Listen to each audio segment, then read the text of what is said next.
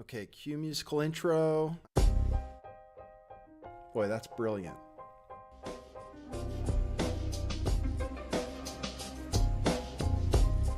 I do think some things in the world are real.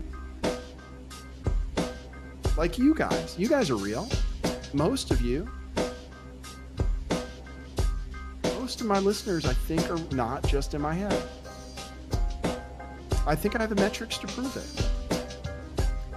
You've taken a leap of faith today. What is that sound?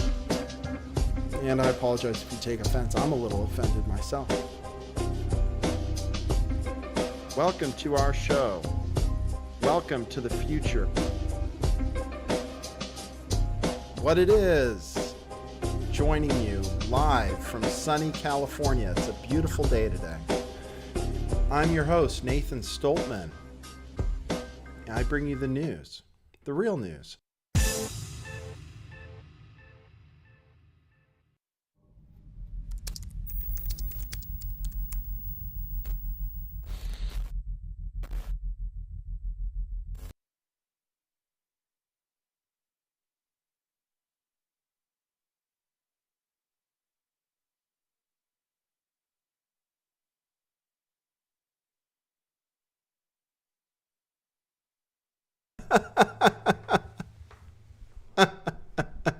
I couldn't take it anymore.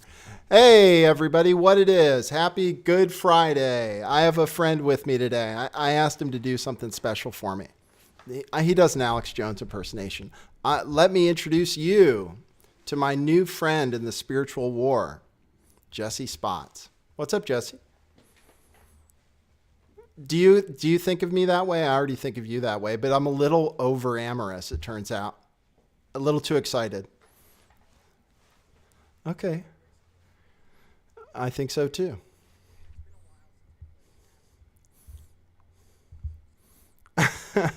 I figured you get it all the time. Sorry, I'm going to move these. Sorry, I run my own show. Come on. Let's get this out of here and get this out of here. Yeah, I figured people would do it, ask you to do it all the time. The first time I heard it, I was blown away. But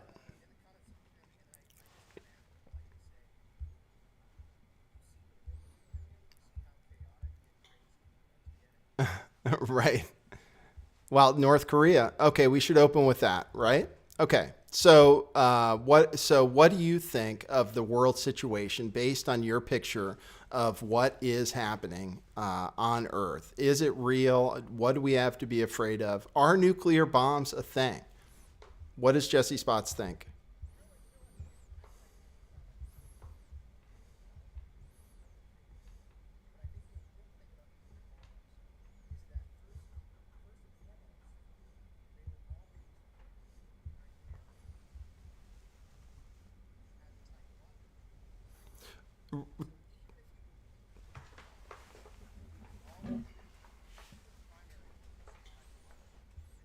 It does. Well, it is, and it could be psychological against other nations as well that aren't aware that nuclear bombs aren't a thing. So regardless, and it prevents war in the sense that psychologically you don't want to mess with a country that has nukes, right?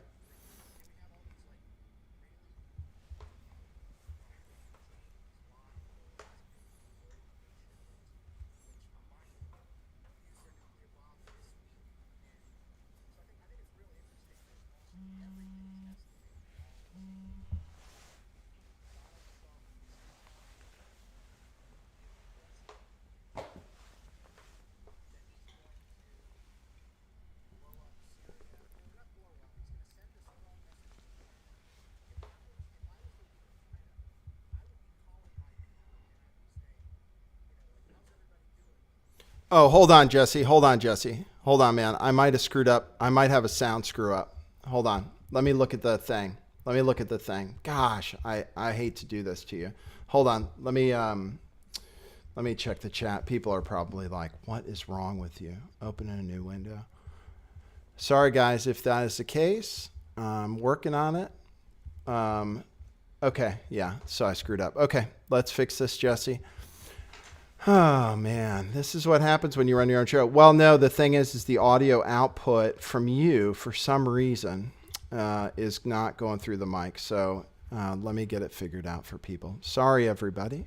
Okay, microphone is this. Speakers. Okay, this is probably it. Okay. All right. Go ahead. Okay, hold on one sec. I can just Okay. talk. Go ahead and talk. Yeah. Yeah. Okay, now I I hear. think it's working. Now I I think got a phone now call. it's working. Okay, great. Okay. Okay, we are okay. Oh shit, they missed your intro.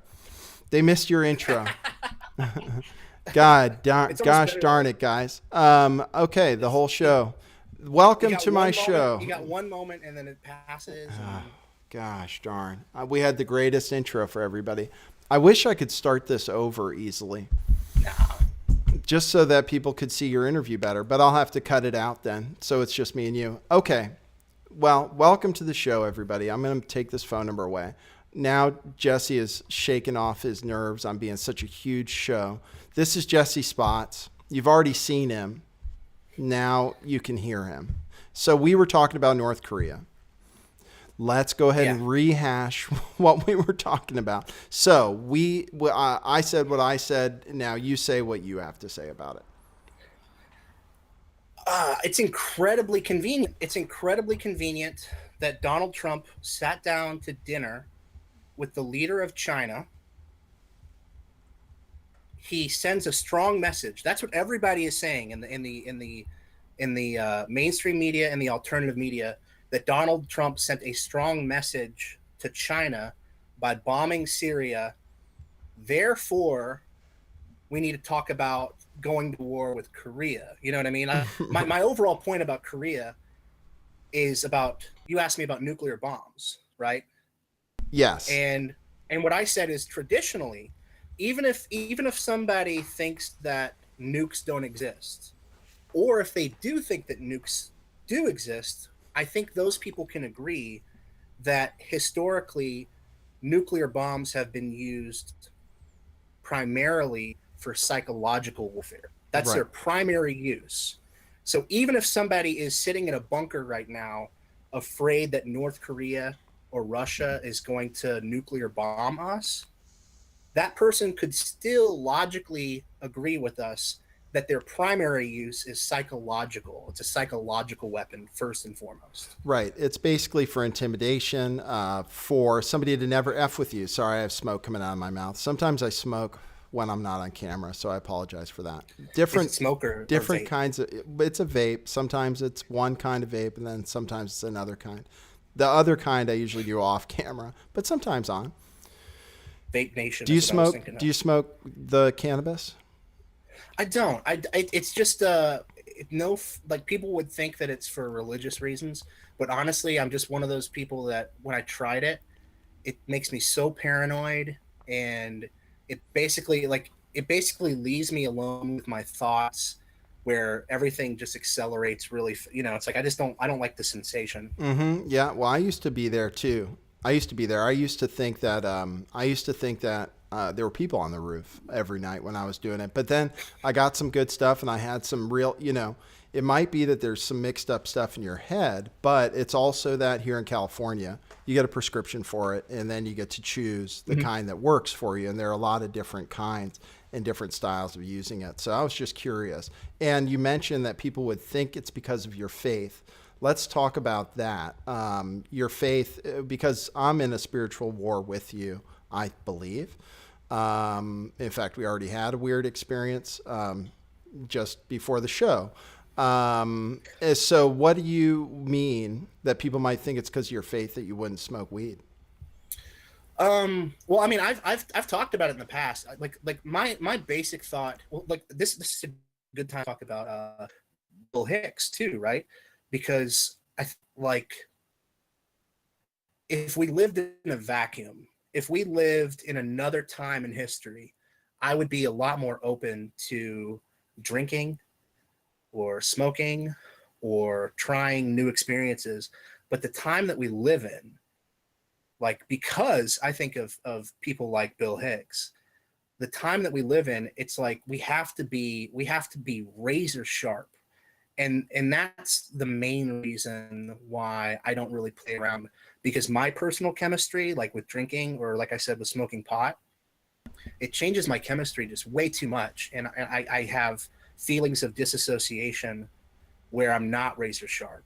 And Hmm. so, like, I think it's especially fitting talking about Alex Jones and Duganism, which I guess we'll get into later, that our country is almost being sucked out from under us. You know, it's like whether you've got a family that's highly invested in China or Russia or Israel, it's like somebody making the case in Colorado that that state should have the right to smoke pot, I think is great. I think that's amazing. I think that's a wonderful issue, especially since you're talking about states' rights.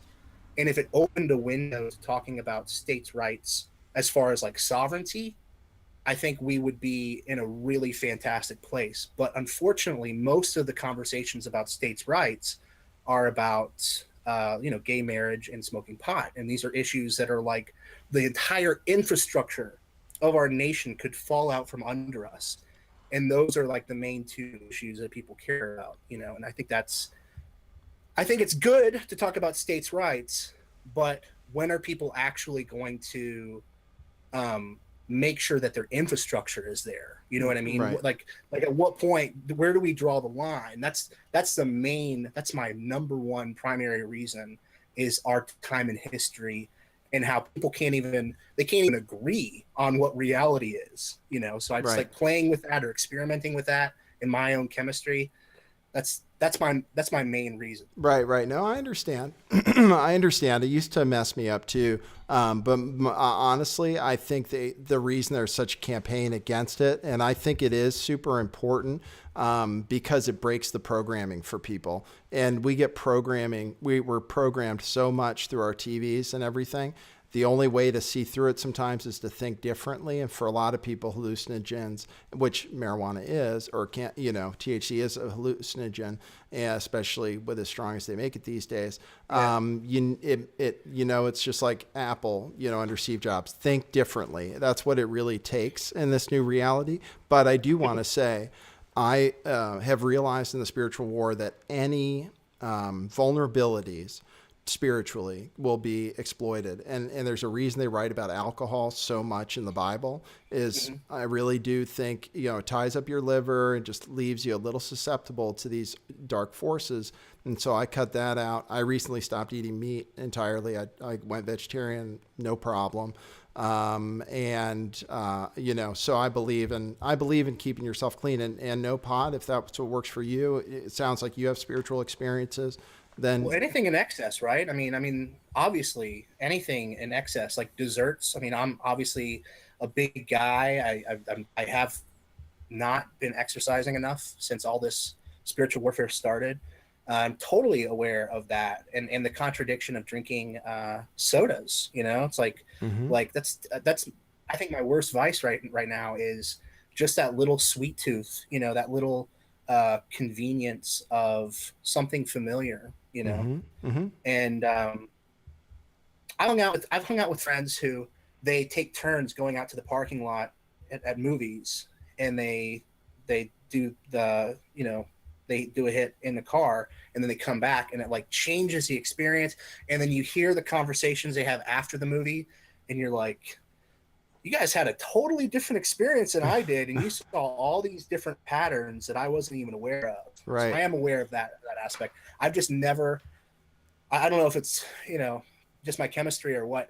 It's always been paranoia and like rapid fire thinking while trapped, and I've just always kind of felt trapped in my body.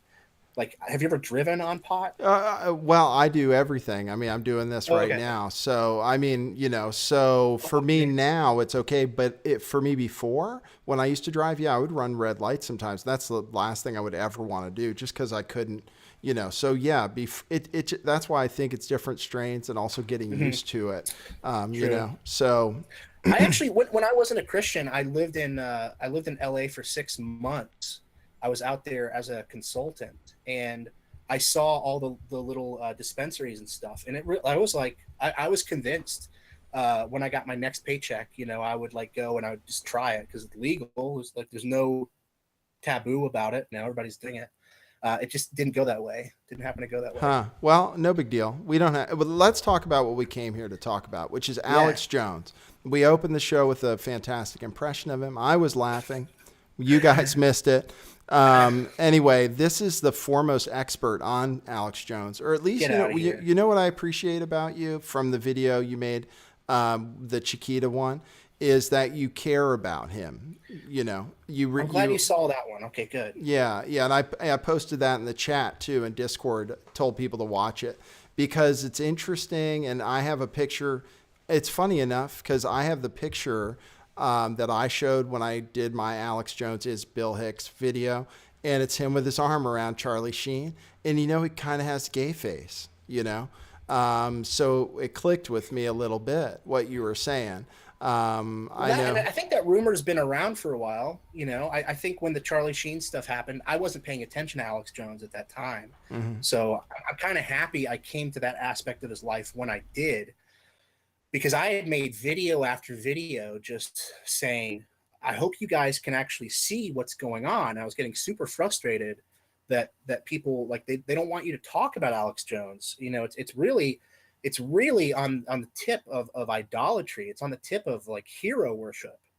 You know, same as the Trump train. You know, people, once you start investing into somebody as a figurehead, you like the energy that comes with it. You like all the people who are with you, and you follow that narrative, and it comes to a head. But then if you realize that they're using mind control techniques to mislead like millions of people, you have people just saying, stop watching him, dismiss him, let go of him. You know, it's like don't stop talking about Alex Jones, he'll go away. But Right. one of the things that people don't realize about Alex Jones is rejection is his fuel. He feeds off of being rejected. He's got like a gag reflex, or what am I trying to say?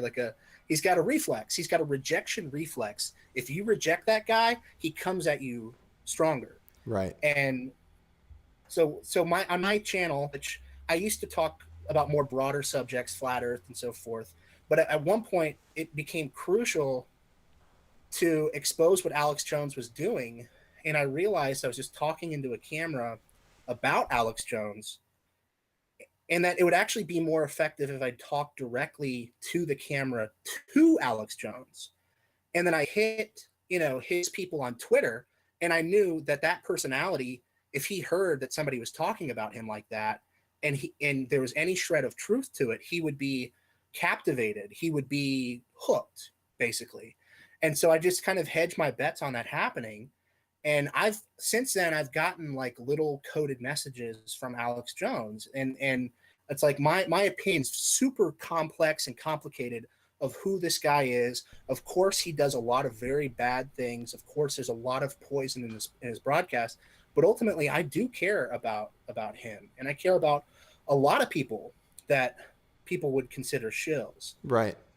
But it always comes down to the spiritual aspect. It comes down to their vulnerabilities, and a lot of times people are overcompensating for something that's just so simple and so universal, without having to talk too much about the subject of that Omaha Chiquita video. Sure, no problem. People can watch it on their own. It's a very interesting theory, and yeah, we don't have to talk about it here because we could get sued, actually. So, which you mentioned in that video, and I applaud you for putting your neck on the line for something you truly believe, where you could be threatened with a lawsuit, just like happened to me with David Seaman and Gold Money as well. Both threatened to sue me and told me to take down the video, and I refused to do it. And I care about them too, and the one thing about the video I made about David Seaman, the Gold Money one, the one that everybody saw, is that they liked it because I wasn't trying to smear him. I was just saying, this is what happened. This is what's real. This is what's on the internet. And I have my own flaws. I'm not coming as any kind of expert.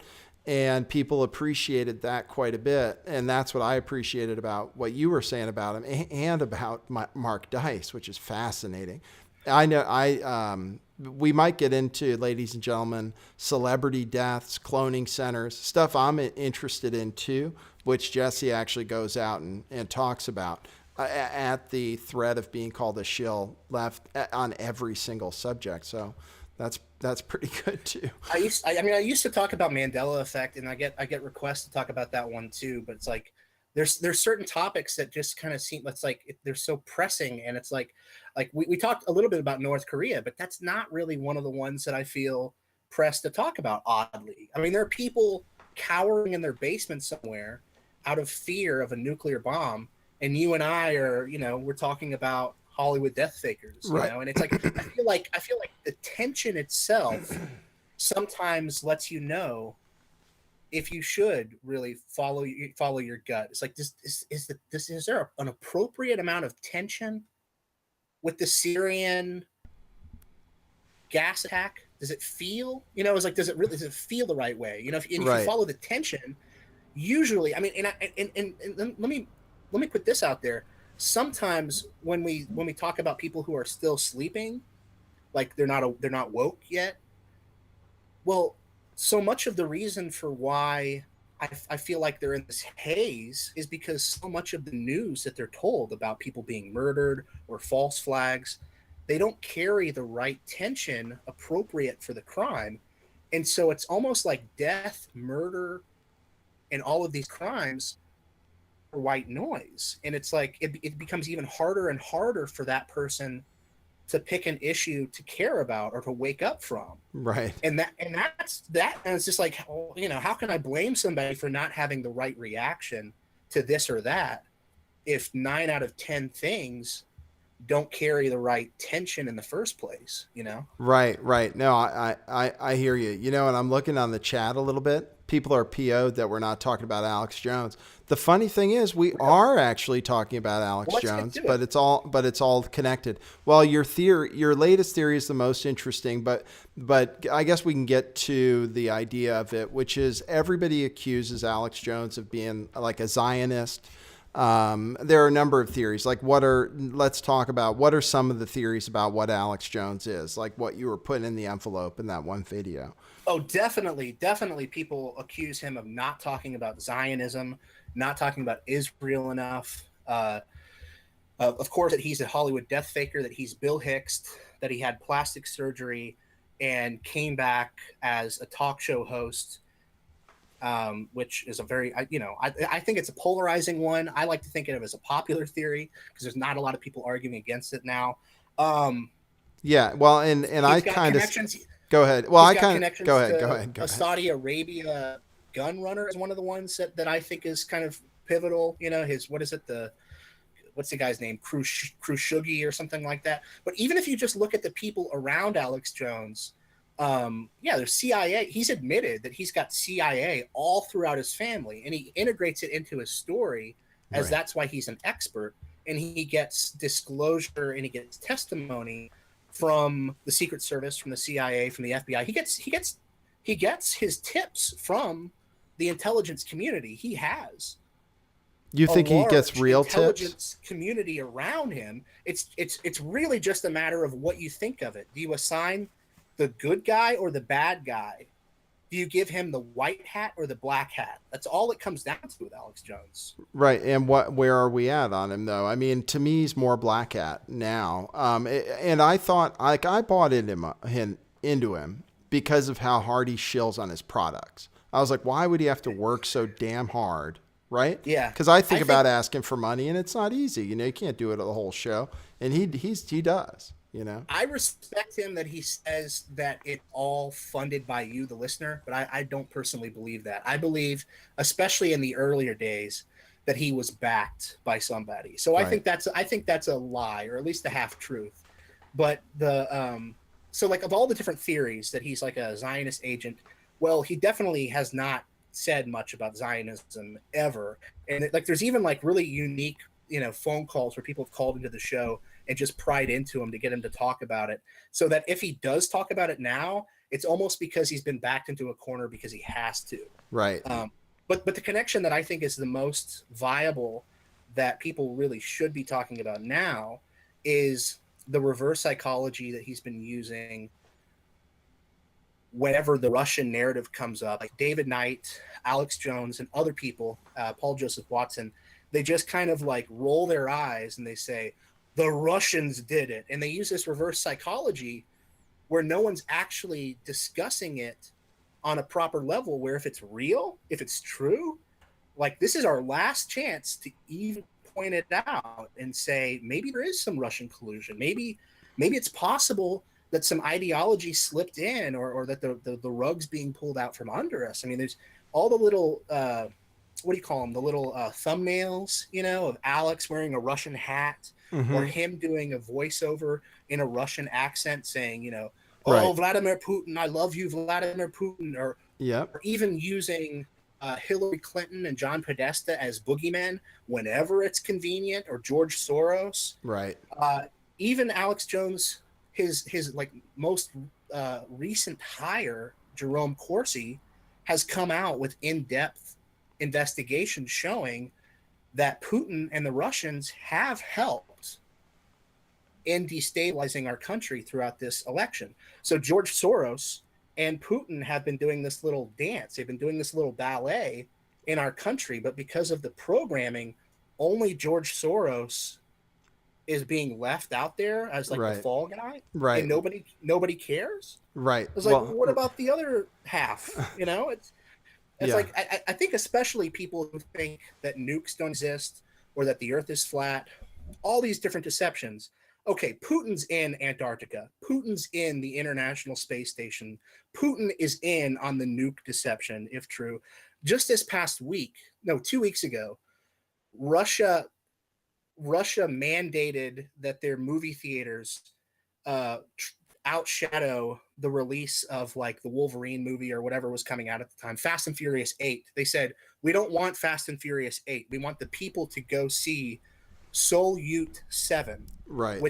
that's like their Apollo 11. Right. And they forced their movie theaters to give it a wider release, and it absolutely flopped at the box office. Right. Even the Russian people, they don't care.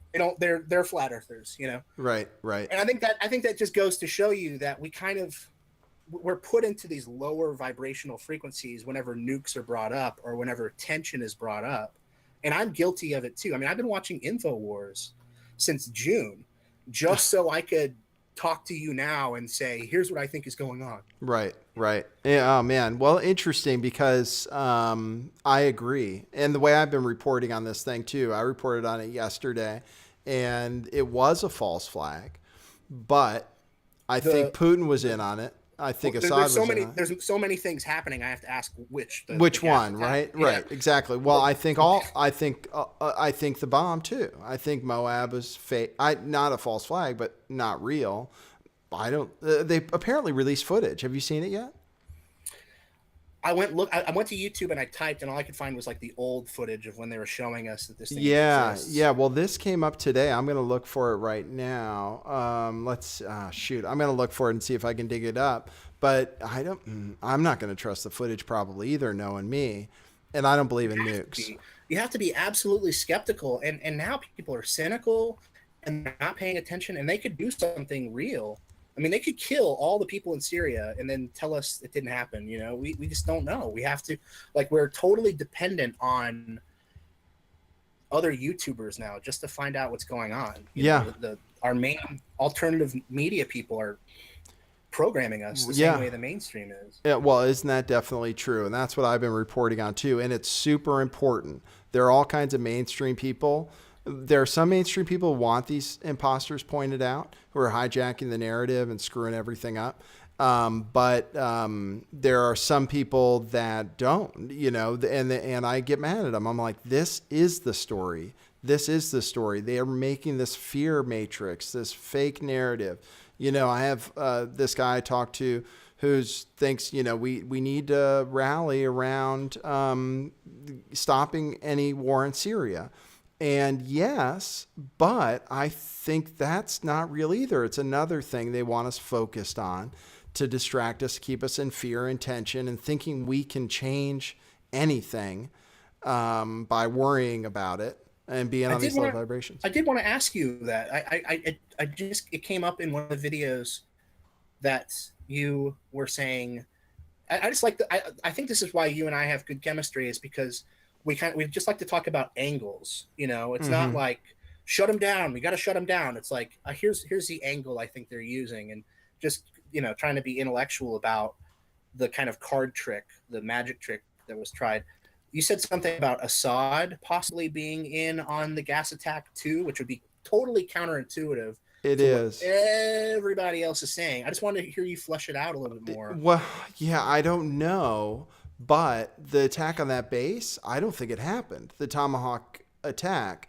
Okay, So for Assad to pretend it did and go along with it, and then Assad is saying that we dropped bombs and it right, happened to hit a chemical depot. I don't think that's true either. So I right. think everybody, but the only thing that's weird about that is Israel. So Trump's working with Israel, but that Mm-hmm. means by proxy, Israel's working with Russia and Assad, and then you're like, what the hell? Well, so okay, so yeah, the Assad thing is like I think most people wouldn't be able to get their head around that one, and I'm I open don't to it. know. I don't Okay. know. I'm Yeah, asking the I have question. something to add to that though, about especially about the tomahawks. But I do want to add that Netanyahu has like already invited, I think, Putin and Trump to basically help unite Israel and the Third Temple. I mean, it's already just like it's just so like once you take away the nukes and everything and you wipe it away, Antarctica, the ISS, Israel. Oh, okay, you're just all in on it. I wouldn't count out Assad, but just by nature of him being a leader, I just don't trust any leaders. I trust the people of Syria. I trust the people of Russia. Right. I trust the people of the United States. But yeah, I'm like I don't know enough about Assad yet. But here's okay. So inconsistencies regarding the Tomahawk airfield attack. This is the most fascinating thing that I found so far that points to Russian collusion, and I've tested around with it. So I'm not aware of any media outlets except for one ABC News Go blurb. I'm not aware of any news outlets in the US who have reported that the Russians have claimed that they shot down 36 out of 59 of the Tomahawks. Now, have you heard that yet? Yeah, I saw that come across. I get alerts from RT, and I saw it Right. come across my alert. It was like only 25 missiles or something hit, and Trump Right. is saying every single one hit. Meanwhile, the Mm-hmm. evidence is so sketchy. You don't see any damage on the airfield, you know. But that's So the interesting, yeah. the report the source for that is the Ministry of Defense in Russia, a guy named Konachenkov. He's like the Secretary of Defense of Russia. He put it out there not only on RT, but Zero Hedge, and well, he didn't personally report it on Zero Hedge, but the other one, I'm forgetting the other source, like the AP. So he claims that yeah, 23 of the 59 hit their targets. Now, so that alone, I'm like, oh, hold on a second. Why is every media outlet in the United States, including Bill Mitchell, including some members of the InfoWars staff, not all of them, why are they already like telling us the meaning and the symbol behind the missile attack when we don't even have the basic facts of the missile attack? Like nobody cares about whether Right. or not 23 missiles hit their targets or 59 missiles hit their targets. Right. Nobody cares. And that inconsistency and the fact that Russia is contradicting itself, like a senator in Russia is saying something else or Putin is saying something else or Right. Konachenkov is saying this, that tells me it's very fishy because if I was Vladimir Putin, I would want to say like, well, this was a terrible show of force. Trump is so weak. He shot some outdated missiles and we just shot them all down. And that's what I would tell the world if I was Putin. But he's not saying that. Instead, they're having these theatrics where Putin won't talk to Rex Tillerson. Tillerson has to talk to some other guy. And just like a couple of weeks ago, this is like the fresh new face of the White House that's going to fix everything with Putin. And now all of a sudden we can't even talk about Syria because we're 5 smoke screens past that in North Korea and Afghanistan. And I'm just like, this what? Like I think it really is all about that false flag in the Tomahawk attack in Syria. I think that's what it's all about. That's where Trump lost his integrity for most of the people who were supporting him. And everything else is now just going to basically confuse the issue. It's like a shell game. That's how I feel Yeah, about it. I think so too. I think it's some kind of fear matrix where it's not real and we're not going to war. I'm not worried about war. I tell my listeners not to worry about war. Not right now. It's just a lot of fear mongering, I think. You know what I would worry about? I would worry about Americans asking Putin to invade their own country. That's what I was worried about in July and August. I'm not so worried about it now, but that growing sentiment that Vladimir Putin is this silent, stoic hero who just watches America blow up everything. Right, right. That is like it's literally asking a vampire. You know how like in Buffy the Vampire Slayer, the Mm-hmm. vampire has to like ask to be let in. Mm-hmm. It's like Americans are asking Vladimir Putin to basically step into the house, Right, and right. I'm like, I don't know what you guys are doing, but okay, What are you fine, you know. what are you thinking with how they're allowed to call out the false flag? Like how InfoWars was able to do that. What do you I mean, and they're able to call and they're calling out Kushner and they're calling out the army Yeah. guys and blaming everything on them but saying they still love Trump. I mean, what's that narrative? Cuz Cernovich is carrying that narrative. Alex Jones is carrying that narrative. I wouldn't be surprised to see it elsewhere too. Why was Syria hoax allowed to trend? How is that? Well, think about what about the RNC? Who was the number one media figure at the RNC for the first time ever?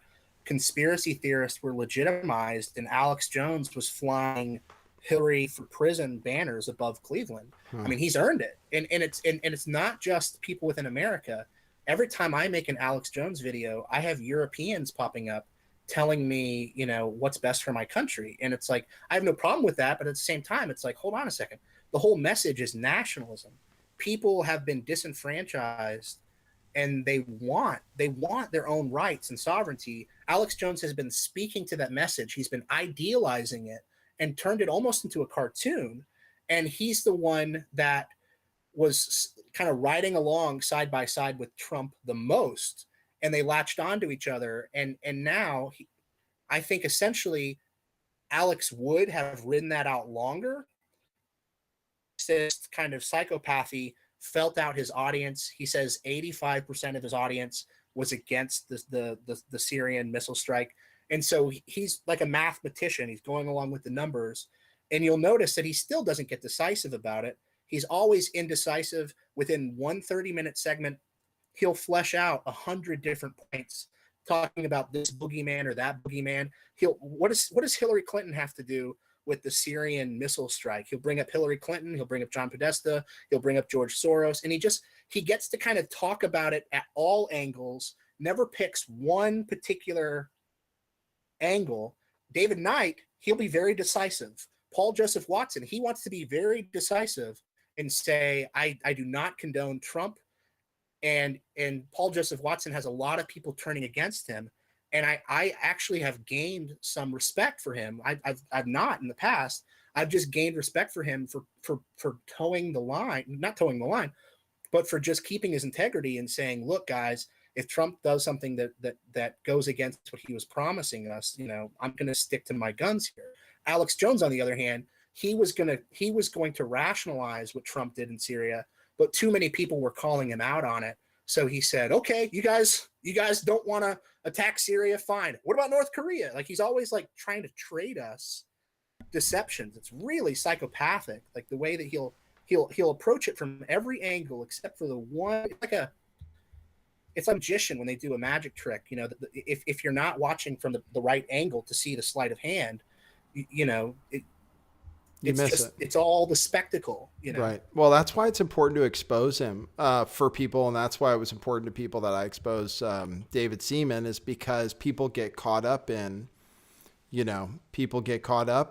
what these hosts are talking about and believe it, and then Alex Jones is, like you said, it's just confusion and convenient boogeymen, like you said. Vladimir Putin as a friend, that's a real interesting psyop where they all say, Vladimir Putin. And meanwhile, maybe it sounds like maybe some of it is true. They were maybe colluding. Well, And and, I, and they don't have to. They don't have to have any direct collusion. They don't have to have any. There's. It's not like Director Comey has to find the money that transfers between Putin and Alex Jones. It's not that. It's and first of all, Comey is like he's pointing out what he's pointing out tweets between Roger Stone and Guccifer 2.0. He's the FBI has all this manpower, and what they're deciding to focus on is social media. right. It's absurd. So what it is it's not. It could be money. I believe that there probably is money. For instance, corporate lobbies, and there are corporate think tanks that Infowars and Putin share. The main one would be, I think it's Katheon, Kateehon, totally legitimate. This corporate think tank that is advocating for nationalism worldwide. It works because so many Americans and Europeans have disenfranchised from the nationalism message because of cultural Marxism. So now instead of Hillary Clinton or this other boogeyman like George Soros, we're getting into cultural Marxism or political correctness itself as a boogeyman. And so Katayan and Alexander Dugin and his Moscow central ideology is sucking in Americans. And because it's an ideology, nobody cares. Nobody notices. The reverse psychology is working. So, and it's not even about that one corporate think tank. It's the fact that there's this gentleman in Russia who took advantage of all the disenfranchised youth, especially the white males, right? And said, the West has their culture and the West has their imperialism. And we can see how they are false flagging and causing terror all across the world. They're blaming it on Islam. They're blaming it on ISIS. But we know what's going on. It's Hollywood. It's cultural Marxism. It's people prostituting a black man or a woman. They're prostituting the gays. And they're using that to creep into Syria, to creep into North Korea. And that's what I think the gas attack and the missile strike ultimately was, is it was a basically a wedge investing in that ideology, that the imperialism of the West, seeing themselves as world police, process can't be trusted. Even if they can elect a president, the president's men are all going to be corrupted and pulled out of the White House. They can't keep Steve Bannon. They can't keep just name whoever you want. Who's next? Sessions, Flynn. Right now, the arguments about Kushner, and everybody's talking about the details, but they're not talking about the Rasputin guy in Russia named Dugin, who has an ideology called Duginism, which is basically we have to attack cultural Marxism, subversion. We have to destabilize other countries and bring them more Moscow central. Right. So culturally, America, if you hate cultural Marxism, like I hate cultural Marxism, and you want to go somewhere, you want a leader, there's not an American leader to follow because Alex Jones has outsourced you to Russia. Wow, that's interesting. And define cultural Marxism. That's basically is that the idea of the homosexual agenda, or liberty for? Is it kind of the idea of the liberty, fraternity, egalite? It's tied in with Zionism, but it's well maybe not. It's a communist mindset. Right. The communist mindset of cultural Marxism is never attack directly, go through a proxy. So you want that person's land, or you want to subvert that person's culture, particularly European culture. So what you'll do is you'll create a battle and say, well, this person clearly doesn't care about black people. This person clearly doesn't care about, homosexuals the way I care about homosexuals. Well, this person clearly doesn't care about babies. I mean, anything. You can just prostitute anything and say that you really care about surfboards, and you can just devote your whole life to surfboard. There's a communist somewhere who's going to feed that enterprise money and use it to divide other people. I see. That's cultural Marxism. So that's a good example of that in this last election would be anybody who sewed and put on a pussy hat and didn't know that somebody just funded money just to make that like a symbol of cultural Marxism, for instance. Right, I'm right. not doing a very good job explaining it. It's something that can be Googled very easily, but essentially it's prostituting any other group, Right. Right. prop yourself up and weaken another group is the way that I see it. Right, right. I think there is another name for it, but what it is using groups, but it is prostituting groups, like saying Mm-hmm. you're racist or saying like Donald Trump is racist in order to divide people along those kinds of lines. And so you're saying Duganism sets that up as a boogeyman and says basically that those are problems, and they go ahead and admit it. But that's in order to impose their own ideology.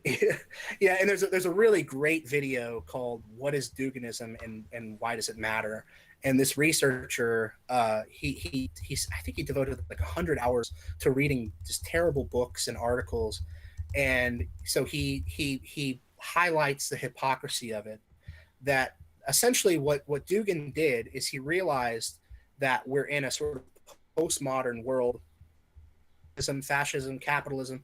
What's the fourth political theory that's coming down the line? Well, there isn't one. So I'm just going to invent a hodgepodge, and people are naturally going to funnel themselves into it. And that is what's happening only by the nature that there isn't an American who beat him to the punch. If Alex Jones had written his own ideology of I hate Hollywood and here's what we should do about it, then Americans would have a place to go to that was, Alex Jones loves to say, I'm Americana, I'm primitive, like he Right. loves to talk about America, but he's making friends with these people who are very Moscow central. And the Duganists, they have to know everything about Dugan's theory to know ultimately Dugan's loyalty isn't with the United States having its own borders and London, having Brexit go through. He doesn't care about that. He talks about the Finlandization of smaller countries, which is basically just bullying other countries to come under Russia. He talks about other countries playing to the music of Moscow, and he will co-opt ideologies of cultural Marxism just because it's convenient to him. Right. And so that video that I recommended, what is Duganism and why is it important? I forget the Yeah. exact Why it name. matters. Something like, yeah. What is His Duganism? Why research it just matters. really demonstrates the hypocrisy of it and the fact that Dugan he tells different audiences different things. He gets on a Russian broadcast, speaks Russian, says one thing, gets on an American broadcast, says something totally different. Right. And the thing that I think people really hate about cultural Marxism or communism is all the subversion and all the lies. So how Right. could you possibly subvert or create an alternative to something that you're against if you're going to use lies and wearing a mask like Dugan does? And Alex Jones, this is why we're talking about it. Alex Jones shares a lot of commonality with Dugan to the point where he had him on the show, where he's been on Dugan's show. And Alex, if Alex had a counter ideology to Duganism, then I would say, okay, well, let's give Alex a shot to giving us, an alternative, to communism, to cultural Marxism within America. But Alex Jones's his audience is a pipeline going from the United States out to all these different countries, and all these different countries have flooded into our country through the Alex Jones broadcast, through his AM radio affiliates. I mean, he has millions of listeners. And you can see how anybody who speaks to this message of being against the political correct agenda or the cultural Marxism, they're becoming widely popular because of sexually repressed men, because of men who get told, here's how you should talk to women, here's how you should talk to black people, here's how you should eat, here's how you. Those people find these other people highly attractive. And I don't really blame them. People are just so repressed, they're looking for a message, and little do they know that the guy who wrote the book and turned on his people to geopolitics which is let's expand our borders kind of message, he's loyal to Moscow. So at some point, everybody who falls into that camp, they're going to say, wait, what does Moscow have to do with this? I thought the Russian connection was fake, in other words. Wow. Yeah, I don't know if people are able to follow what you're talking about, but what you're talking about is real. The thing is, so what they want, what Duganism is, from what I can gather, I watched the video that you recommended just now. I watched as much of it as I could get through. It's about an hour and a half. It's very similar to the New World Order, and it's very similar to what's in the protocols of the Learned Elders of Zion, which may be a forgery. But it's the same thing. It's getting communism in by using the bogeyman basically by promising liberty, by promising freedom. And then you define what liberty and freedom are, and it's basically just an empty promise. This nationalism thing, I think Trump was allowed to win. I think Brexit was allowed to go through. And I think the nationalists are going to win. Le Pen and others will win in France, although that might be today. The stock market's going to crash, by the way, also. But they're all using it. So maybe they're all working together because it's the same as Zionism, too. It's exactly the same as Zionism, from what I can tell, or very close to it. Controlling through subversion, getting people to work for you or as your proxy. So that's how it was familiar to me. Just taking the disenfranchised and giving them a voice, exactly. And it's not U.S. focused. And Alex Jones says he's all about bringing back America, but like I said, he's outsourcing the ideology to Russia. Right. Do you have an opinion on nationalism? Would you consider yourself? Do you care about those values? What I care about on my show is changing the way people think. That's the only thing I think is important. I think we have to be free in our minds. And from that, everything else comes. We generate that around us by having faith in that and believing in it and then following the narrow path, as we say. I think disconnection, I think decentralization is very important. Decentralization, smaller communities. I'm not like an anarchist, but I do believe in sensible regulations. I believe and a role of a federal government, but I believe it should be. I could be constitutional. I think the Constitution is pretty good, personally. I think that would be a great first step. Just strip everything else out and go back to that and have states' rights and all that stuff. I think at a community level, when we could see each other face to face and be engaged, that we can run government properly. It's just that this corporate government, we can't fix it. I don't believe in signing petitions. I hardly believe in calling your senator because this whole system, I think, needs to be torn apart. So that's my thoughts. What do you think? Yeah, I'm with you. Like, I think the word decentralization gets to it because nationalists, especially with neurolinguistic programming, I mean, we've been programmed over the past year to think of white nationalist or Nazi or whatever. But ultimately, I mean, disenfranchised people across the world, they want to just decentralize, meaning they want to come together in their community and decide what's right. In America in particular, just shows you how we can't decide on anything. Like, one guy will just show up and he'll declare that he's the hero, and then people will be arguing over whether that guy's a hero or not for like 3 or 4 years, right? I mean, that's what we do. Right. And then we decide if we want that guy to represent a hero or not. And everybody knows now with the New World Order that there's like a particular script that they're going by. And at some point, it accelerates, like with Obama. It's really accelerated all those agendas. And then the Bush regime was a Clinton for a little bit, and then it went back to being Bush. It's all the same. It's all the same stuff. Since 19 whatever.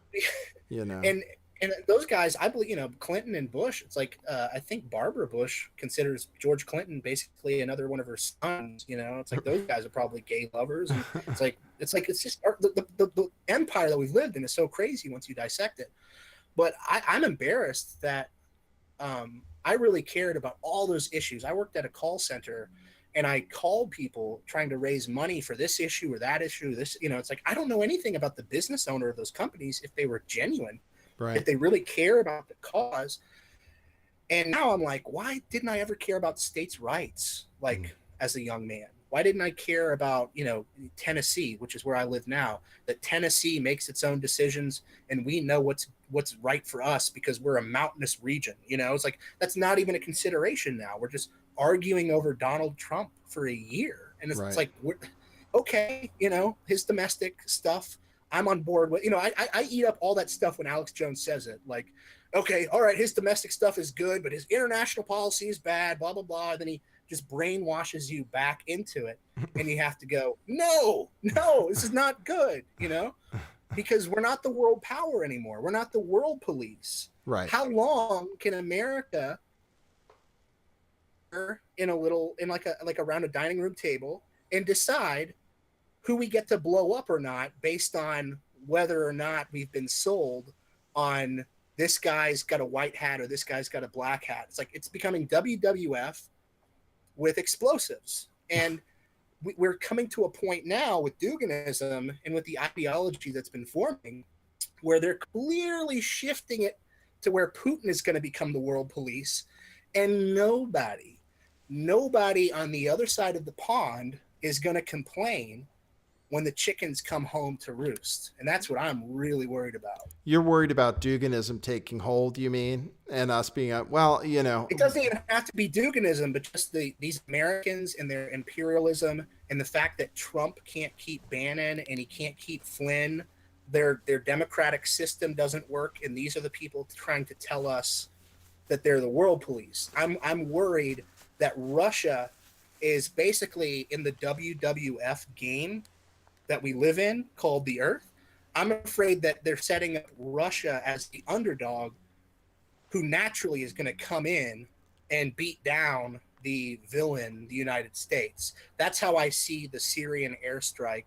Is they told the Russians what they want to hear, they told us what we want to hear, and the rest of the world, whether they were following along with Trump or not, they're trying to figure out what's the fate of America. Are we going to let China or Russia, take us out? I mean, that's a very cartoon, generalized version of it, but that's the sort of the stroke that if people take anything away from this broadcast, that's what I hope they would see, is that we all live in little echo chambers. We all live in a bubble, and we very rarely think of what the Russian-speaking world thinks of the United States. We very rarely think of what the Chinese-speaking world thinks of the United States.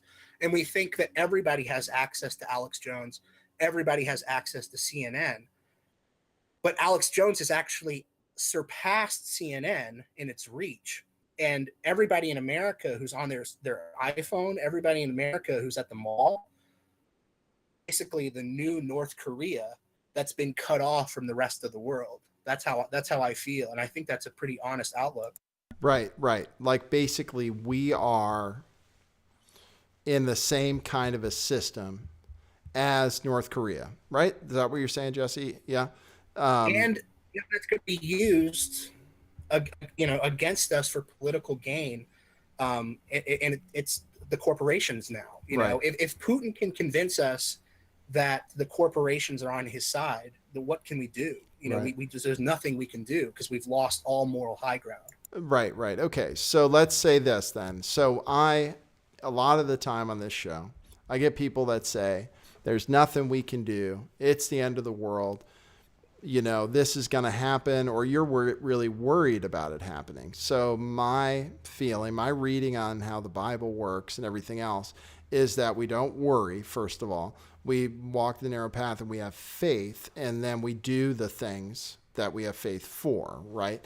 And what I have faith in is that what we're doing does change things for the better, and somehow we become gatekeepers for real, truth. Hopefully people can see where we're coming from and that we're for real, and we're not doing this out of some larger scheme besides just trying to use good against evil. So I want to talk about some of the other stuff we are simpatico on, like the flat Earth.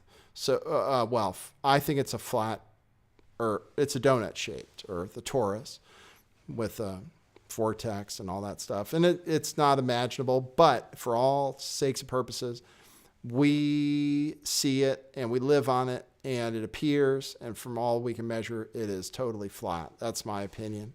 I don't know what the North Pole is like, and there is no South Pole. Antarctica just gets too cold, and eventually there's no life. There's a lot of ice, and that's my theory. What do you think? Yeah, I've been afraid to put out my own model because that's where the debate kind of went into the weeds, is people claiming that it's a psyop about the model and everything. And I'm like, I'm not giving you a model. I do believe in a dome. I believe that there's a firmament. In fact, that's I think the most popular thing that I put out in the flat earth is I started researching rainbows, and how, if this is where people are going to be like, all right, the rainbow guy, screw this, I'm leaving. But I went out in my yard and I would move the sprinkler around, and I had a camera focused on the reflection. People were trying to tell me it's a refraction. I would videotape the reflection of the light, like a sun halo, like a rainbow. If you move your camera around, the rainbow would actually move with the camera. Mm-hmm. And then I went and looked at what the professors were saying, and the professors teach rainbows as practically like a static object. It's basically just, when it rains, the angle from the sun coming down to that rainbow drop is 42. And I said, whoa, 42, okay. And I typed into Google like Masonic degrees 42, and guess what that degree is? I don't know. The Prince of Light. Oh, wow. So I think in Scottish Rite Freemasonry. And so I'm like, all right, this is the thing. This is one of their secrets, okay? Because what they want us to think about rainbows is Lucky Charms. It's a cartoon. So I went further, and then I was like, people don't want me to talk about the dome, so I'm going to talk about the dome. And I went into sound energy, and I said, is there a way to use sound energy to prove that we live under a dome? And I said, what about the eruption at Krakatoa, where people said that the sound went around the earth 7 times, and they actually recorded it, in different recording stations? I said, that's really interesting, because if the earth is a sphere and there's like this tiny little tube of the atmosphere, so you've got the sound, it's like, well, it's not a 2D earth, right, where the sound is just going around like that. It's going around in 3 dimensions. The sound would have to dissipate on a globe. Yeah, it wouldn't go around the earth. There's no way. And I consulted with other people, like audio engineers and stuff, and I was like, this is so simple. It's like rolling thunder too. Underneath a dome, sound energy is just keeps going back and forth like this. And I was like, whoa. And that was a video that I wanted to make at the time, but that's when all of the he's a shill, she's a shill, like everything, became like the flat earth was filled with paranoia and filled with accusations, people coming in with bad science. And I had to kind of protect the good science, Right. I kind of became this, okay, I'm a little too far, I went a little too crazy. Yeah. We had the amazing B.O.B. Rap battle, which a lot of those videos are hosted on my channel, like the B.O.B.'s Flatline. And I definitely think it's flat. I mean, everything, it's a whole comprehensive thing. It's the actual physics of it. If you go looking, if you do the science, the fact that people are moving around all the time, trying to like protect the lie. And then the actual symbols in movies, like Boyhood is filled with flat earth symbolism, right? Right. Well, I don't watch movies much, though. You know what I did is this video of why people think it's a dome. So this is when you have clouds, you can see it. It looks like a dome, you see, because as the clouds go away from you, they go toward the horizon. So right. I was kind of trying to point this out to people. I noticed it first with chemtrails, because you see the plane coming from far away, and it looks like it's going straight up. So this is why people originally thought it was a dome, because it looks like a dome over your head. You can see it through this video. There's also the convex, or what is it? The convex or concave. And anytime you talk about a dome, like they show up and they troll you, and they've been very giving to me recently. But yeah, once you start talking about a specific model, that's when people really take up a sword. So I kind of laid off of it, but I mean, I still believe in a dome, but I think as long as people are talking about alternative Earth shapes, we're doing all right, because the Right. psychological fear of being isolated from your peers is going away. If people Right. can talk about it at the bus stop, oh my gosh! Like when I first started talking about flat Earth, I was 100% convinced that I was being profiled, and somebody was going to pull up in a van, because basically they had killed off astronomers until that point, and now they just had to profile anybody who was likely to think it. That's what I thought. I thought they They were scare you, profiling don't me. they? They scare Huh? you. They scare you. I thought I was under threat before too, and I had to get past it. I Now I was think I'm I was totally safe. followed. I was followed in a Walmart one time, and what I it's like what they tell you about when a bear charges you. I just stood my ground. I just started walking towards the guy, and I freaked him out. And my paranoia, my theory is that it was like a low level Mason or something, but I'll never know. Well, it could Doesn't have been your fear. I mean, you know what I think about it is possible. it could have been your But fear manifested it because but I've here's the had thing. that Here's the happen to thing. me. Here's the thing though. I tested it. I walked to the end of the aisle, and then I hovered, and I changed to another place, and I watched him the whole time, and I was like, okay, yeah, sure, you're looking at sand buckets. Okay, yeah, you're looking at Barbie's tricycles. Okay, sure, guy. Like I It kept, you know what I mean? it was I real. tested it enough I know it times. was real. Oh no, no, I know it was But real. it could have been my paranoia at the time. I could have just sort of whatever. Manifested it. I'm not saying it wasn't Right, real. It was definitely real. right. I had a guy in a Target once carrying a white cat come up to me and say, "Why are you follow? Stop following me, man." I was like, "What are you talking about?" But I was kind of crazy at the time. Cat or He was hat? carrying a white cat. He was Were carrying a you white near the cat. pet section? No, no, he was carrying it into the store. I saw him in the parking lot because at the time I was kind of living in my car, not quite though, but I had my cat with me. I was like, "Oh, my cat's here too." And then we went in the store at the same time, and then all of a sudden we ended up in a place, and he was like, "Stop following me, man. I know you've been following me." So I'm just You had saying things wait. happen. You had the cat, No, or you he owned a did. cat. He was carrying a white cat. All right.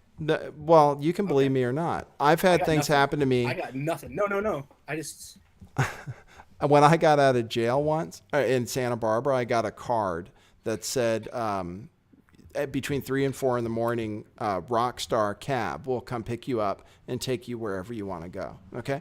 And I threw it down. I said, I'm hallucinating. And then I decided after that event, I was schizophrenic because I had seen a few things that were impossible. And then turns out Rockstar Cab was contracted through an anonymous donor for that time period when I happened to be in jail. So I'm saying it's real, but it was right. Yeah, yeah, yeah. created through my mind, just like that person was, just like gang stalking. Like, how do you feel about gang stalking?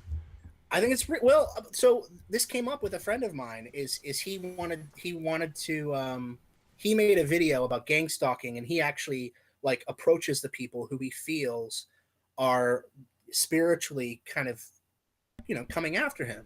And then another guy made a response video saying, no, guys, you're paranoid. Yes, gang stalking is real, but these people don't know what they're doing because the spirits are working through them. They haven't been delivered yet.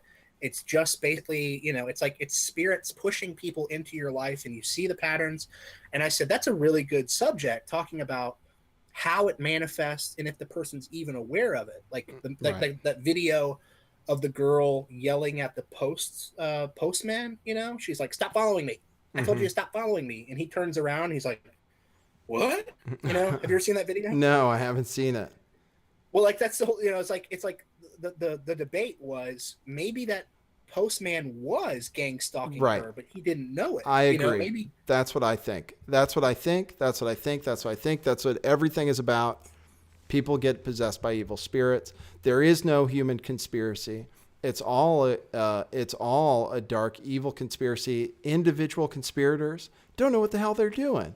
And as far as the fear of in your own life, it's you manifest your life. It just doesn't seem that way to you. right, right. You, Um, you basically you open the door by going into a lower vibration. If you have fear or guilt, then of course the spirits are going to take advantage of that. yeah.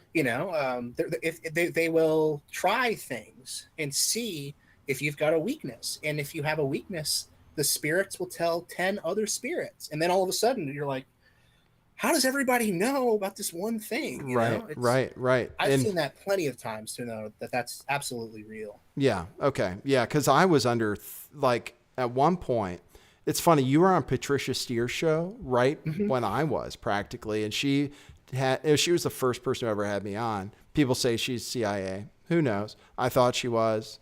Think she isn't now, but reality's weird. She could be both.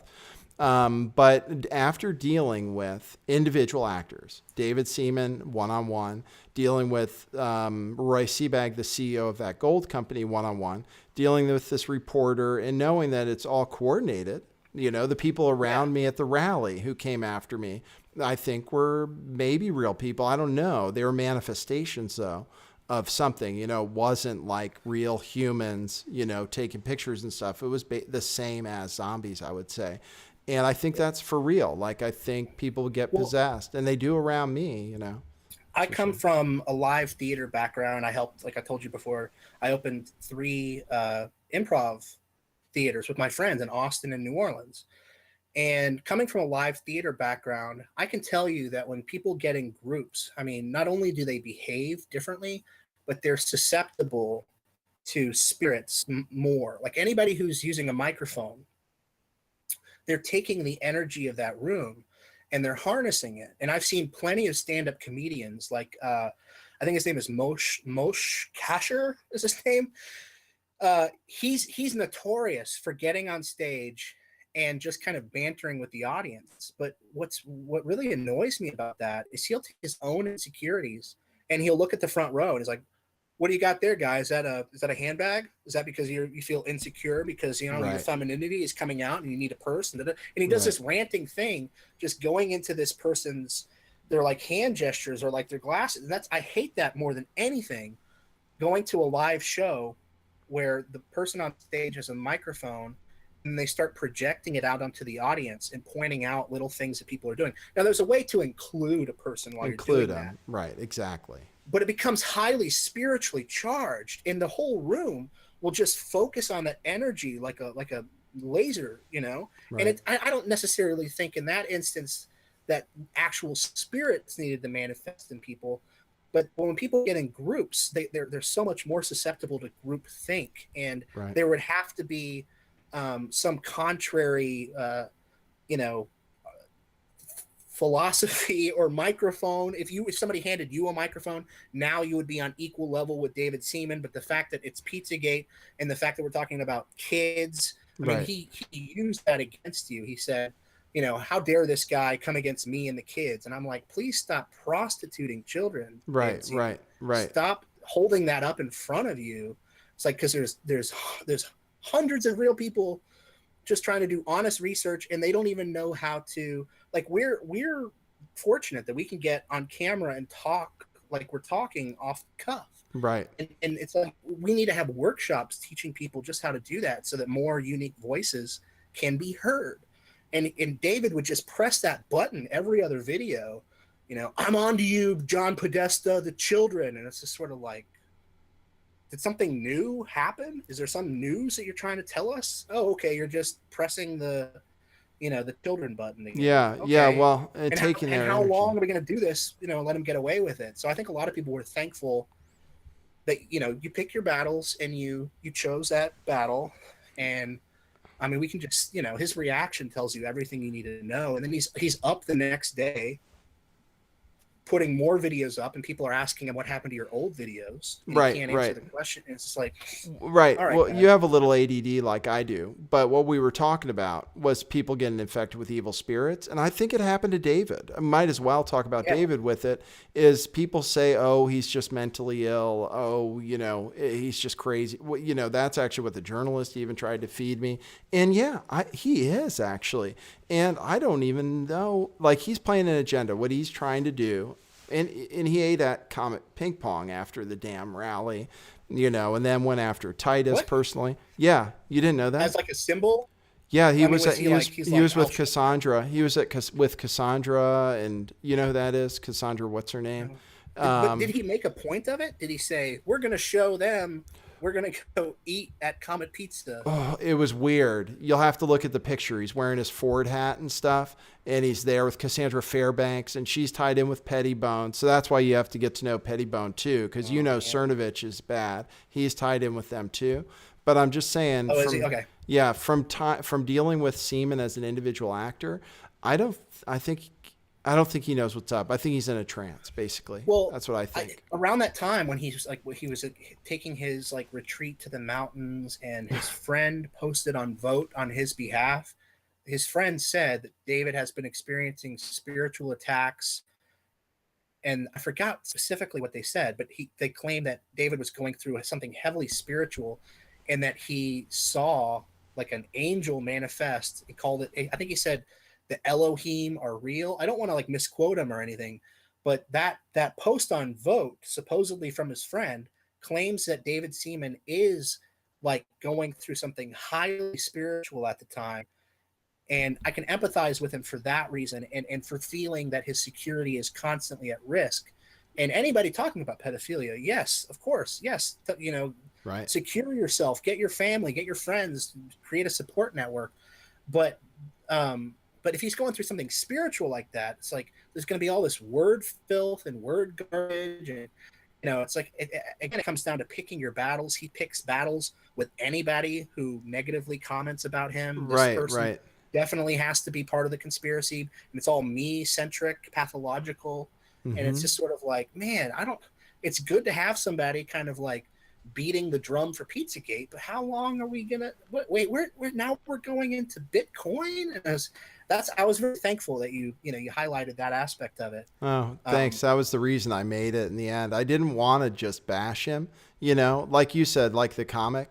I don't want to pick out even the quote that he says, I'd protest gravity, if it got me enough buzz. Even that to me Right. isn't a nail in the coffin or anything. It's just something he said. I don't really agree in Einstein's theory of gravity. So, who am I to talk about that? But when I looked into gold money and BitGold, I was really concerned people would be losing money. And to me, that was enough reason to say, hey, everybody and just put David Seaman's name in it so people would watch it. But really, it was about gold money to me, at first. And being paranoid about stuff, it makes stuff happen. And like I said, I went through it where I believe, I nearly did, may have been killed or taken out of this plane or whatever, just because of all the fear. And then the next day I woke up and I got over it. And then since then, I haven't had that fear anymore. Before then, I would think drones were flying over me. I would think people were breaking into my house, and maybe they were, But now, I think I'm protected. Do you think you're protected by now? Yeah, the whole time during Flat Earth, at some point when I realized that it was coming to this crescendo, like before the rap battle, that's when I was the most concerned, because I was like, man, if this is real, we are like breaking governments, like we are breaking economies. Every book in the library is going to have to be questioned. Marketplaces, we're changing everything if this thing is real. But I had my faith and I had my focus. Those are the two: faith and focus. And if you hang on to those two, man, nothing in the world can stop you. And if you feel threatened, or if you feel like somebody's following you around in Walmart, you can just fold it back in. And now all of a sudden you have more evidence, you have more legitimacy. And that's been my tactic since the Tiger Dan phase or whatever. This whole thing about a flat earther who tried to discredit flat earth by saying, you guys are all wrong. I was a flat earther. You fooled me. And suddenly he got press all around the world. And it's just like, wait, this is the story that's catching on in The Guardian about a guy who flip-flops that flat earth isn't true. I've just maintained my faith and my focus. And then there are certain weeks where you do lose one or the two, and then you have to become even more careful about picking your battles, or whether something's worthy of discussing, Right. But faith, just faith and staying honed in, and really nothing can hurt you at that point. Nothing. I mean, people come and they dig at your heels and they nag you, and you're just like, Nothing's gonna get to me, you know. Yeah. Yeah. Well, that's what I decided. And that's what I get from the Bible too, is that your faith protects you. And it's not just that you suffer in this life and then you get rewarded in the next. It's not that. Your faith makes this life wonderful. It makes you safe. It makes you healthy.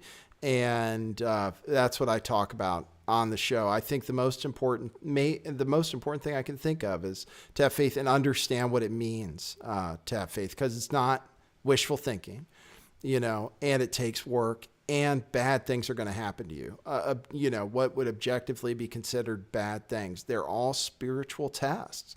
Your faith is going to be tested. The more faithful you are, the more you'll be tested, the more you'll be tempted to go into negative space. And if David has one vulnerability, it's he drinks a lot, and anything like that. That's why I'm really trying to purify, because the spiritual warfare is no joke. It gets you off on a negative vibrations, and they're hard to snap out of. And things during that time period don't go well. It's just one bad thing after another. So anything you can do to protect yourself, the further you get down, the more you have to focus on it. I feel like it's everything Absolutely. to me. Are you familiar with the? I think it's called the Cartman's drama triangle. No, what's that? It's just a really I think effective therapy tool, especially for dysfunctional families. But David Seaman, and I have nothing against David Seaman. It's just at a particular time in history, he was harvesting a lot of people's energy, and there are a lot of just normal researchers on Vote who didn't have a voice. And there was this weird incongruent thing that happened with David Seaman. I got nothing against him, but I did find pathologically he loves to play the drama triangle, and the drama triangle is persecutor, victim, persecutor, rescuer. And I mean, that makes a lot of sense, right? People either like to play the victim or they like to play the persecutor. And then it's like, what's this third category of the rescuer? Mm-hmm. And that's really what it's all about, is that's kind of cultural Marxism, is somebody coming in, if there's drama between mom and son, sister comes in and she's the rescuer. And who's the victim? Well, I'm gonna save the victim, and then the perpetrator, then they become the victim because, oh, you guys, and it's just this constant cycle in dysfunctional families. And that's where I come from, is a dysfunctional family. There's a lot of emotional abuse happen in my family, and I used improvisation, the art form, and this drama triangle to sort of hack my own brain and try to leave the drama triangle. It's like, figure out which role you love to play. Right. Which it's either the victim or the rescuer for most people. Most people don't like to be the persecutor, but there are many out there. The rescuer, you can see how, you're whoring out somebody else's needs to make yourself look good. There's a lot of people who love to play the rescuer. A lot of people love to play the victim. At some point I said, you know what? I'm not going to be either the victim or the rescuer. And I most resemble the persecutor, just because I want to be active. I want to be actively thinking, and I want to be strong. And I want to surround myself with strong people rather than people who constantly play the victim. Right. And the thing about David is he loves to play the victim. He loves to play the rescuer. And whenever he gets persecuted, he calls in other rescuers, It's like, right. Come in, I'm being persecuted. And the definition keeps changing. It's pathological for that reason. Right. And there are people who have come up with alternatives to the drama triangle that are more healthy. And that's, it's like, there's no way to get away from drama, but there are ways so it's not pathological. So it's just happening every waking minute of your life, because people, we do love drama. We love sensationalism. We love the human element. And so many times we're attracted to a puppy dog in some sort of drama rather than this economic collapse, because one's more relatable than the other. Right. One's more immediate. One's, you can picture it. Yeah. Anything you can summarize in something simple and emotional. Yeah. It takes getting unhacked. It takes getting unhacked. It takes getting out of that cycle, I think, because you could call me like Captain Save a Ho, like I always wanted I was the rescuer. I wanted to, and it sucked so much energy from me. And in every circumstance, it ended up being that the other person was accusing me of doing exactly the opposite of what I thought I was doing, at least. And then I figured out, hold on, there's one common element here, and it's me, right? And it can't be that every single person I meet is a crazy, blames me for this and this and this. It can't just be that that's my good luck. And I had that realization, and I realized just to do what's for me, and that people act crazy in front of you or towards you because it works. It gets them what they want. I realized that. I said, oh, that's why it seems completely insane, because it works every freaking time. So how is that person ever going to know to do anything different? And then finally, when I started to draw the line myself, and it is, you do have to cut people off. Unfortunately, especially in the spiritual wars, because people have to be extremely strong to stay with you, because they get hit really hard too.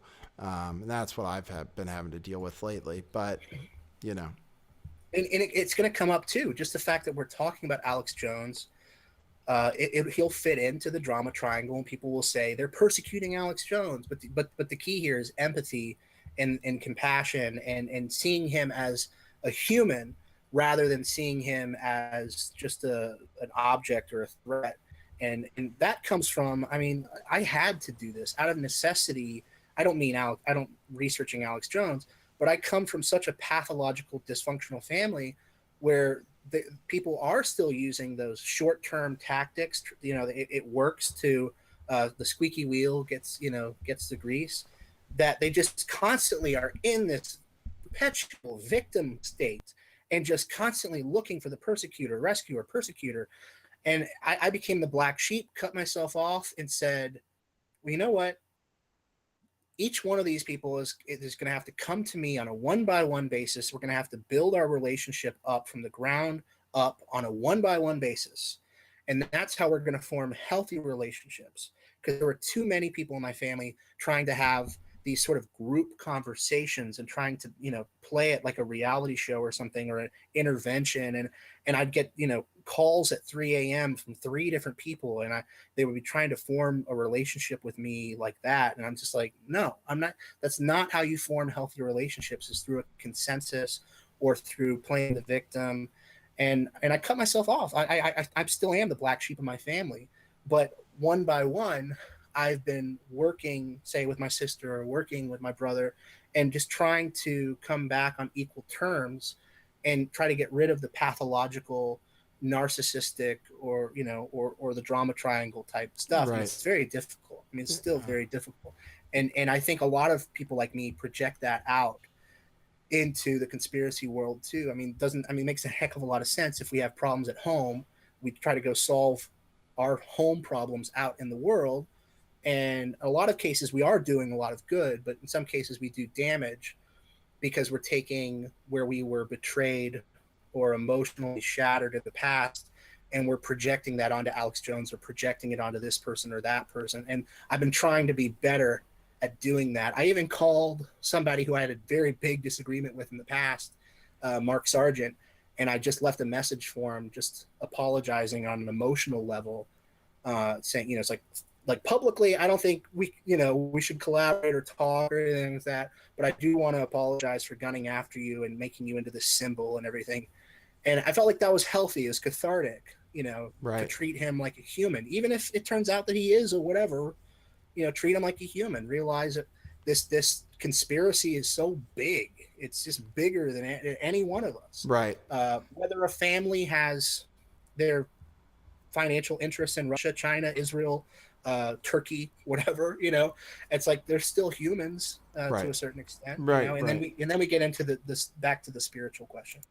Yeah. No. Okay. I got you. I was trying to cut you off. It's but you're right. It's the human behind it. And that made me feel good about doing what journalists are supposed to do, is that I reached out to David Seaman before I made the piece about him.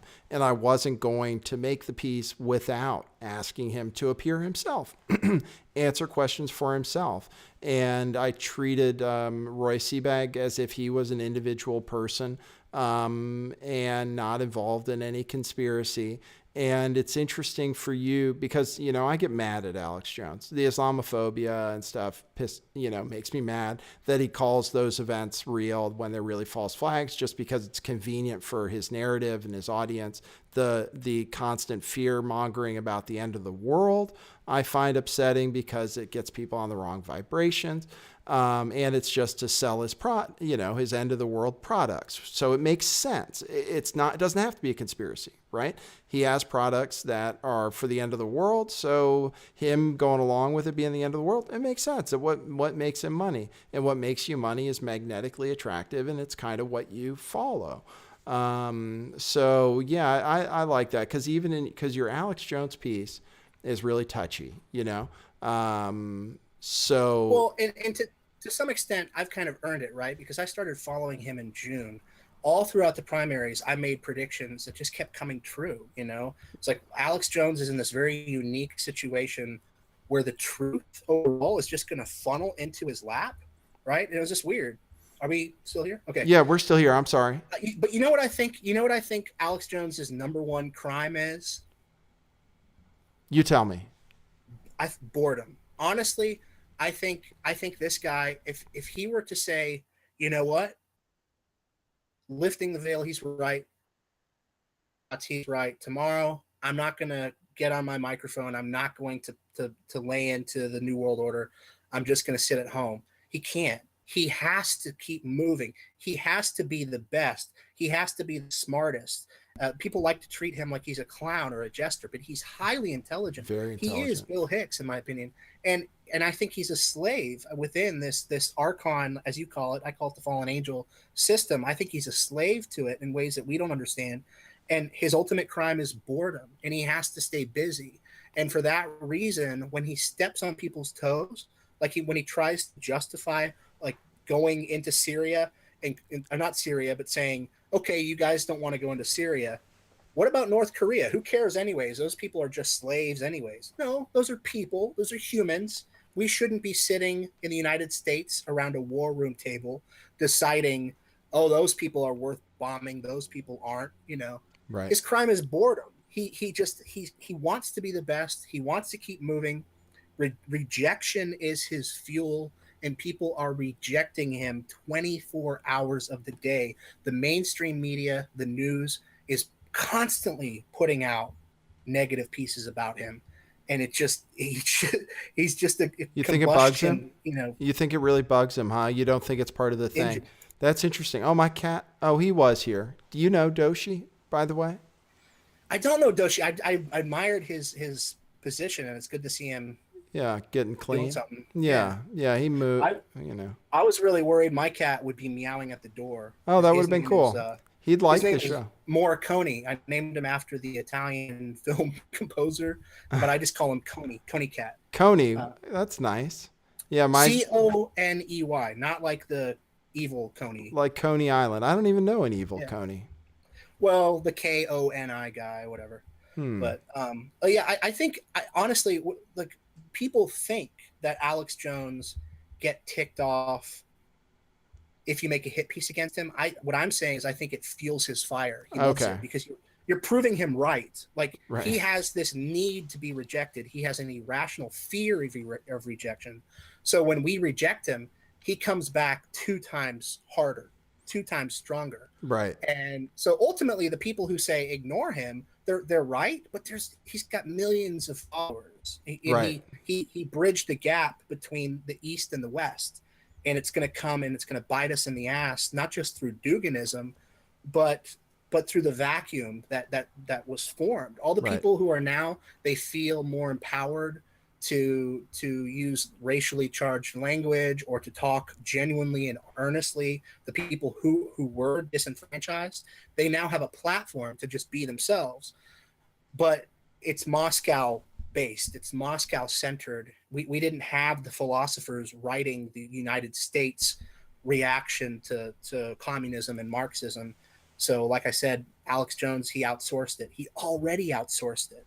Right. So we have to backtrack in order to actually move forward. Well, here's what I'm going to say. And we didn't cover Mandela effect, but I like not making the shows too long so people watch them. And maybe I'll cut the beginning out. Maybe we'll live with it. I want to have you on the show again, though.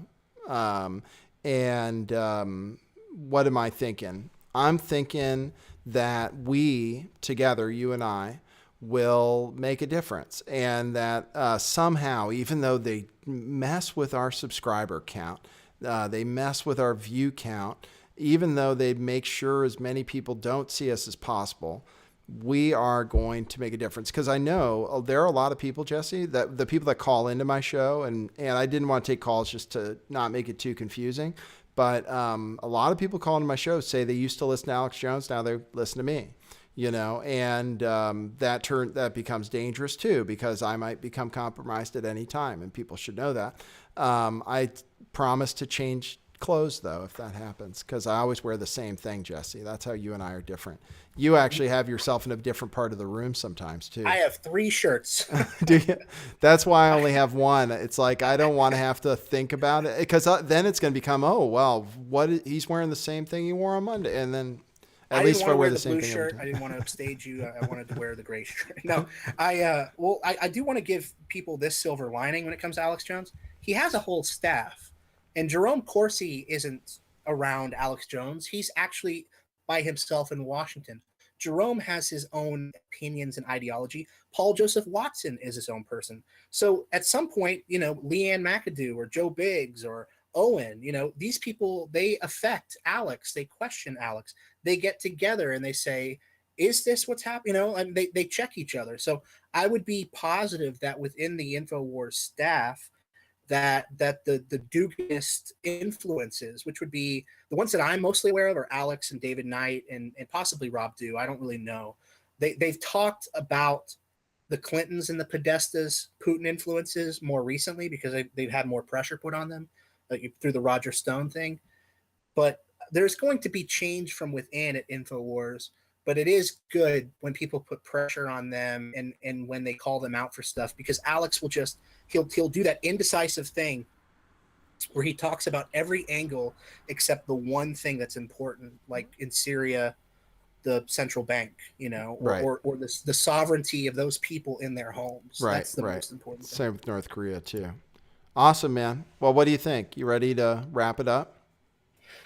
Yeah, I think this is good. I think it's good we didn't talk too much about Mandela effect, because geopolitics, Mandela, it gets confusing. But I will say that the Mandela effect and some of those personal effects that I experienced, they helped guide me to what I'm currently researching. I think you can have a personal experience within the Mandela effect that kind of helps you find the creator and helps you find your place in this creation with other people. Yeah. And that's been really fulfilling for me. Interesting. For me, you can hear when I first found out about the Mandela effect, I was live on Patricia Steer. And I said to her, one of the things when I had this experience, kind of extra dimensional experience, when that thing happened with Rockstar Cab and stuff, I experienced the fact that history, the past, could change. And most of the time when it happens, of course you don't realize it because it starts here and goes backwards. So your memory of history or your perception of history is just a story you tell yourself of how you got to this moment. It's the only thing you can relate this moment to. Otherwise, this moment would mean nothing, right? So, Mandela? Oh, sorry. Yeah. And anyway, so I said, the past can change. And she goes, oh, do you mean Mandela effect? And I said, I don't know what you're talking about. And then a few of the effects, like the Depends one actually is what got me, although Sex in the City, those are, but I wore Depends, when I was kicking opioids, and they're Depend now. And I noticed the change before I knew it was Mandela effect. I was like, oh, they changed their brand, And she and I found it at the same time. We were friends at the time. Who's she? Patricia and I. Oh, Patricia Steer. Oh, okay. We agreed. We had a falling out, but we agreed on Interview with the Vampire. That's right. Crazy. Right. And I'm very particular about language. Interview with the Vampire is a bad title. Interview with a Vampire is an intriguing title. And so many of the Mandela effects are like that. It really plays at how we need external validation for most of what we believe. We're just kind of mirrors reflecting what everybody else is doing or thinking. And Mandela effect was such a gift to kind of show me what was inside, like my dad or my friend. I'm like, really? It's like, you're going to go back to, okay, so you just agree that the movie was always called Interview with the Vampire. Okay, well, we don't have to talk about that. What about this? What about Right. this? What about this? Right. I showed him where the map has changed. Right. And he loves cartography and maps and history. And he just, okay, all right, yeah, it's bigger. And I'm just like, what? That's my dad too. It's well, or they don't remember it, or my brother. I think that I thought to myself, actually, when I first heard about it and after I processed it for a while, I was like, this is it. This is what's going to get people thinking, because it's undeniable. They change things that it's like putting wine in old wineskins in the Bible now is putting wine in bottles. It's like, you don't put wine in old bottles. Well, that doesn't make any sense. And like the end of the movie with Jaws, the James Bond movie. Have you seen that Mandela Effect? I'm not familiar. You haven't seen it. So she's not wearing. I don't know if you know the movie, but at the end of the movie, Jaws smiles, and this girl with braces, right? You know what I'm talking about? It's not personal to me, but I've seen other people react to that one, and It's I'm crazy. like, oh, it's cool. It changes the meaning of it. That's when it really gets weird, and that's why I think it's like a parlor trick, or you call it a card trick. That's what most of this stuff is. It's just to F with your head. But they chose things Sleight of hand, that are very memorable. I mean, you can't deny that. The most famous lines in movies and stuff. And really nuanced things, like changing like a pronoun here or there, like Right. he becomes they. Very subtle things. You would think that if we're susceptible to reality changing around us, that you would just have shards of glass just cutting through apartments buildings. Like Right. in the movies, wherever they talk about this happening, it's just utter chaos. You're driving down the road, and then all of a sudden the bridge just flies like a magnet into a building. Right. I've had some people tell me about potholes forming, their road shifting, or they leave the house and they come back to a different house, like weird things like that. But for the most part, there is still an order to it. There's a Right. pattern to it. And exploring that has been fascinating. And my favorite Mandela effect, I made a video about it when I first heard about it, is talking about how when I grew up, Santa Claus was a fictional character who lived in the North Pole. But now I live in a reality where the North Pole isn't actually a continent, doesn't actually have land. It's just an ice flow. It comes and goes. And the kids in this reality are taught that Santa Claus is real and he lives in Finland. And there are people claiming that. And then another guy says he lives in Greenland. And I'm like, I remember as a kid, Santa Claus. That's the one thing that I Right. remember. I'm not going to get that wrong. Right. And I'm right. like, this is an Easter egg. This is awesome. I love finding these things. Well, So- Santa Claus, I would say to that one is that we have found out that the North Pole isn't a thing because the ice changes. I think we thought it was probably, and maybe we thought we got there, but I think there might be a vortex there too. Atlas, where it says people think that the North Pole is a continent and it's not. I'm like, well, then why'd you put it in the book? Right. like It I used to found, be like, an ice little hints cap. and stuff. Like Yeah. Magic Mirror, that one's big. Yeah, We'll talk about it. Maybe I we'll talk did a about it video on sometime. that. I did a video on that too because I just the movie Donnie Darko. Actually, I mixed a lot into that. That has to do with time travel and stuff. So I'm really into. I believe in it. I believe I slip between timelines. Does But Donnie Darko have that bubble thing that goes out in front of people? uh-huh. Yeah. Okay. All right. Cool. That's our electromagnet from which our torus-shaped field emanates, from which this entire universe emanates. That's what I think. And that that's our guide. That's God. Right. Yeah. So, All I know with flat Earth, it flips everything upside down, and you become a lot more open to just figuring it all out. And what sucks is all the geopolitic smokescreen stuff. But watching it all unfold in the timeline that we did, I just feel like super included. And it's so weird that you and I can sit here and have a pleasant conversation about the Mandela effect with the threat of, nuclear war from, Right. North Korea. Right. Well, That's the this world is that we live just in. as important. This might be more important. If I talked about the one thing that's the most important, I would just talk about faith and probably the Bible, all the time. But the news is interesting and it's a fun story. So anyway, Yeah. we want to change the Well, world. and Go ahead. Go ahead. it's like an intersection. It's like a highway. Other people are moving along this highway. Other people are moving with Trump. They're moving with Alex Jones. I don't ever want to, be associated with Donald Trump because I'm talking about Donald Trump or Alex Jones. I like to see where all these people are going. And it Right. seems that we're on a highway. It's got all these off ramps going in different directions. So it becomes important to talk about these things. Yeah. So Right. so I do. And we need to ask questions and everything. And you know what? People watch this show. They're reasonable people who are watching David Seaman and InfoWars before, and they're starting to think about the flat earth because of the way I talk about it, which is that I don't freaking know. I will say it looks flat, and then you guys can decide for yourselves. But, I think so all I want to say, we're going to change the world.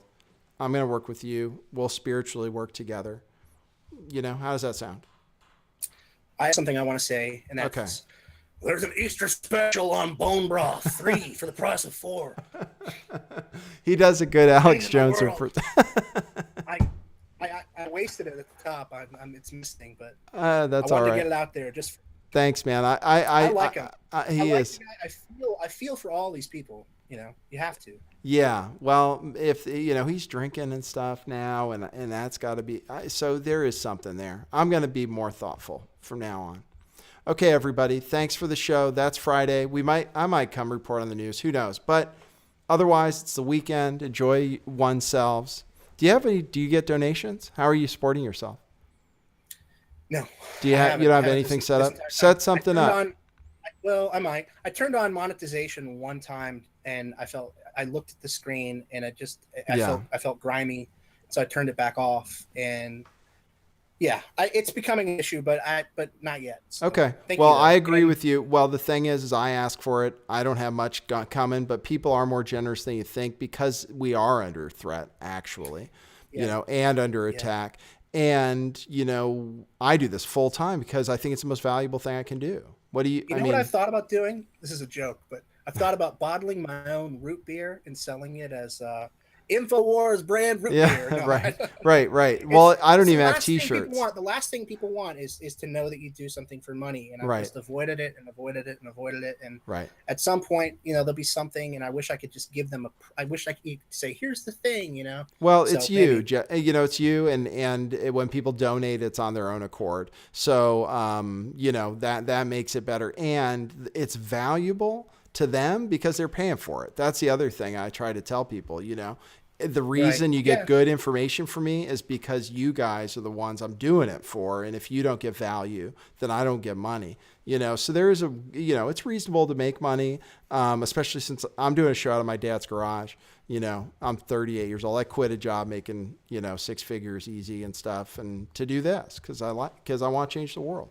So, well, Nathan, I want to thank you for the opportunity, especially talking about Alex Jones and doing it in a way that doesn't just dismiss him or his viewers or anything, and letting me talk about it just this rational level and talking about angles, talking about what the possibility could be, Buddhism in particular, and how there is a Moscow thing going on. It's just crucial, and people are going to disagree. And I want to just thank you for taking that chance, taking that risk of talking about something that people could see as divisive. So thank you so much for that platform to do it. No problem. And by the way, Jesse Spots was nice enough to join me on Discord. Actually, I don't know if he'll be around after the show, but I'll be there just chatting for anybody. So you going to be there with me, Jesse? I'll stick around. Yeah. Okay, cool. So I might grab something to eat and then come back. Okay, that's fine. Well, people welcome him, and he's been a great guest. So thanks, everybody. Have a great weekend. Happy Good Friday. Ishtar, the holiday where you paint baby's blood all over your eggs. Enjoy that. That's what it's based on, from what I understand. And we'll be live again Monday through Friday at 1:11 p.m. Pacific Daylight Time, 4:11 on the East Coast. The world will be here when we get back. I promise.